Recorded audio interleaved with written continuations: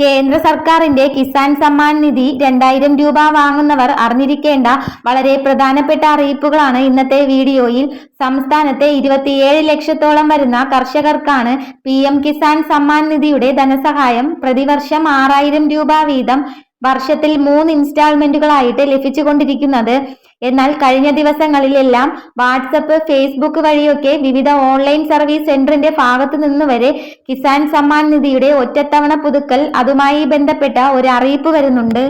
അതായത് കിസാൻ സമ്മാൻ നിധിയുടെ ധനസഹായം തുടർന്ന് ലഭിക്കണമെങ്കിൽ എല്ലാവരും തന്നെ ബയോമെട്രിക് അപ്ഡേഷൻ ചെയ്യണം. ഓൺലൈൻ സർവീസ് സെന്ററുകളിലോ അക്ഷയ കേന്ദ്രങ്ങളിലോ എത്തി ഫേസ് ഓതന്റിക്കേഷൻ വഴി KYC ഒന്നുകൂടെ ചെയ്യണമെന്നുള്ള ഒരു നിർദ്ദേശമാണ് ഇത്തരത്തിൽ വ്യാപകമായിട്ട് പ്രചരിക്കുന്നത്.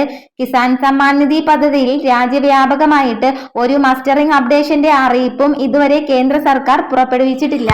കേന്ദ്ര സർക്കാരിന്റെ ഔദ്യോഗിക പ്ലാറ്റ്ഫോം വഴിയാണ് KYC പോലുള്ള കാര്യങ്ങളുടെ പുതിയ പുതുക്കൽ ഉണ്ടെങ്കിൽ അത് സംബന്ധിച്ചിട്ടുള്ള അറിയിപ്പുകൾ വരുന്നത്.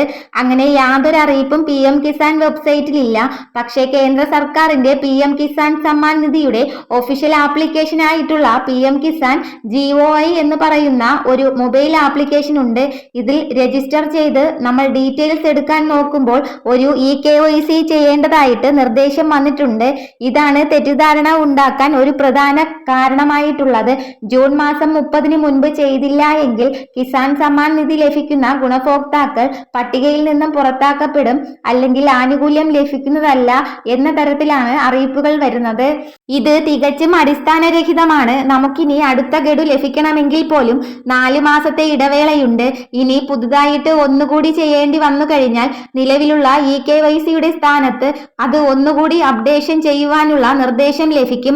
PM കിസാൻ സമ്മാൻ നിധിയുടെ ഒഫീഷ്യൽ വെബ്സൈറ്റിൽ സ്റ്റാറ്റസ് പരിശോധിക്കുമ്പോൾ നിലവിൽ ആനുകൂല്യം ലഭിച്ചുകൊണ്ടിരിക്കുന്ന എല്ലാവരുടെയും KYC yes എന്ന് തന്നെയാണ് കാണാൻ സാധിക്കുന്നത്. മറ്റു തടസ്സങ്ങളില്ല. ഇനി അത് മാത്രമല്ല, കിസാൻ സമ്മാൻ നിധിയുടെ ആനുകൂല്യം ലഭിക്കുന്ന കർഷകര്, അതോടൊപ്പം തന്നെ കൃഷിഭൂമിയുള്ള എല്ലാ കർഷകരും കർഷക ID അഗ്രിസ്റ്റക് ഫാർമേഴ്സ് രജിസ്റ്ററിൽ രജിസ്റ്റർ ചെയ്ത കർഷക ID എടുക്കേണ്ടതുണ്ട്.